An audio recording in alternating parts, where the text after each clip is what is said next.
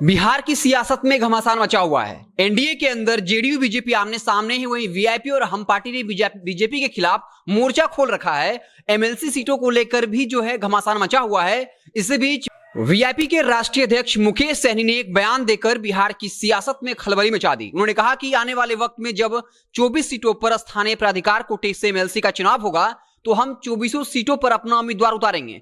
और मुकेश सहनी के इस बयान के बाद बिहार की सियासत में घमासान मचना तय है। बता दें कि पहले एनडीए के अंदर जेडीयू और बीजेपी एमएलसी सीटों को लेकर आमने सामने थी, जहां जेडीयू ने यह कह दिया था कि एनडीए में जो एमएलसी सीट है उसका बंटवारा लोकसभा के तर्ज पर हो, यानी 12 सीट बीजेपी रखे और 12 सीट हमें दे।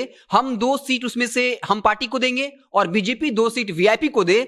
लेकिन जब संजय जायसवाल दिल्ली पहुंचे थे, अमित शाह से मुलाकात हुई थी, उसके बाद यह कह दिया कि जेडीयू 13 सीटों पर चुनाव लड़ेगी, एक भी सीट छोड़ने का सवाल नहीं होता है। वहीं बिहार के deputy chief minister Tarkishore Prasad ने मुकेश सहनी को सीट दिए जाने के सवाल पर साफ तौर पे कहा था कि हम एक भी सीट नहीं देंगे। उसके बाद अब मुकेश सहनी पीछे हटने को तैयार नहीं है और यह कहकर सियासी जो खलबली है उसे और तेज कर दी है कि अगर हमें एक भी सीट नहीं मिलती है या हमें सीटें नहीं मिलती हैं तो हम 24 सीट पर एमएलसी के प्रत्याशी उतारेंगे।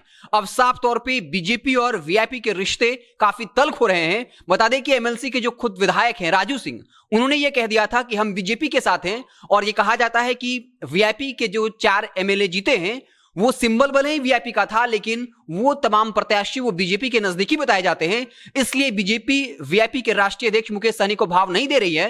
लेकिन मुकेश सहनी ने चिराग पासवान का याद दिलाया था और ये कहा कि भले ही चिराग पासवान के सभी सांसद पशुपति कुमार पारस के साथ चले गए हों, लेकिन पासवान जाति का वोट बैंक पर चिराग पासवान का अधिकार है। पासवान लोग जो है वो चिराग पासवान को नेता मानते हैं और मैं भी मल्लाह समाज का नेता हूं, निषाद समाज का नेता हूं। हमें भी डरने की जरूरत नहीं है, हम भी वक्त के साथ निखर आएंगे। तो मुकेश सहनी ने एक बड़ा बयान दिया और साफ तौर पे कह दिया कि अगर उन्हें सीट नहीं मिलती है तो वो 24 एमएलसी के सीट पर अपना प्रत्याशी उतारेंगे। तो साफ तौर पे एनडीए के अंदर सब कुछ ठीक नहीं है। एक तरफ जेडीयू और बीजेपी आमने सामने। उत्तर प्रदेश में बीजेपी ने जेडीयू के साथ गठबंधन नहीं किया है और अब जेडीयू ने अपने प्रत्याशियों की लिस्ट जारी कर दी है और खुद सीएम नीतीश योगी आदित्यनाथ के खिलाफ उत्तर प्रदेश में चुनाव करते हुए दिखेंगे। वहीं दूसरी तरफ हम पार्टी जो है वो लगातार बीजेपी पर निशाना साध रही है।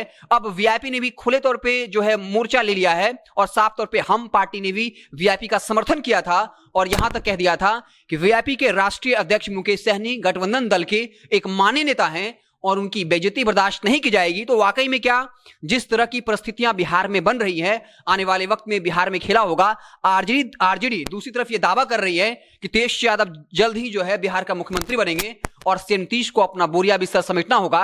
और हालिया दिनों में मृत्युंजय तिवारी जो आरजेडी के प्रखर प्रवक्ता हैं, उनकी मुलाकात मुकेश सहनी से हुई थी। अब लगातार मुकेश सहनी तेज यादव को अपना छोटा भाई बता रहे हैं, लालू यादव की विचारधारा और अपनी विचारधारा को समान बता रहे हैं। तो साफ तौर पर बिहार की सियासत में एक बड़ा खेला होने की संभावना से इंकार नहीं किया जा सकता। और अब मुकेश सहनी ने साफ तौर पे बगावत कर दी है और यह कह दिया कि हम 24 सीट पर एमएलसी का प्रत्याशी उतारेंगे। संभावना जताई जा रही है कि फरवरी के अंत सप्ताह में या मार्च के पहले सप्ताह या दूसरे सप्ताह में जो है एमएलसी का चुनाव होना है। 24 सीटों पर एमएलसी का चुनाव होना है और इसको लेकर बिहार की सियासत तेज हो गई है। साफ तौर पे अब बीजेपी की तरफ से भी पलटवार किया जाएगा। बीजेपी की तरफ से क्या कुछ बयानबाजियां होती हैं, क्या तमाम पॉलिटिकल डेवलपमेंट्स होते हैं, हमारी नजरें जो है उन तमाम घटनाओं पर बनी रहेगी। आप देखते रहें जनता जंक्शन। बहुत बहुत धन्यवाद।